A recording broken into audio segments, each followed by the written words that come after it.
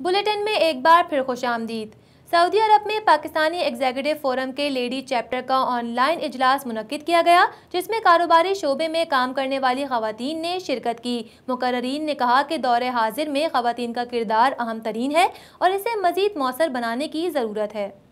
سعودی دارالحکومت ریاض میں Pakistani executive forum کے زیر اہتمام منعقدہ اجلاس میں خواتین نے اظہار خیال کرتے ہوئے کہا کہ تمام شعبوں میں خواتین اپنا بہتر کردار ادا کر رہی ہیں اور مرد کے شانہ بشانہ کھڑا ہو کر ملک کی ترقی اور معاشرتی ذمہ داریاں پوری کر رہی ہیں۔ تاہم حکومتی سطح پر خواتین کے کردار کو مزید مؤثر بنانے کی اہم ضرورت ہے تاکہ ایسی وہ تمام خواتین جو کام کرتی ہیں انہیں تحفظ دینے کے علاوہ ان کو درپیش مشکلات کو حل کیا جائے۔ پاکستانی خواتین باہمت اور محنتی ہیں جو ملک کو آگے بڑھانے میں کام کر رہی ہیں۔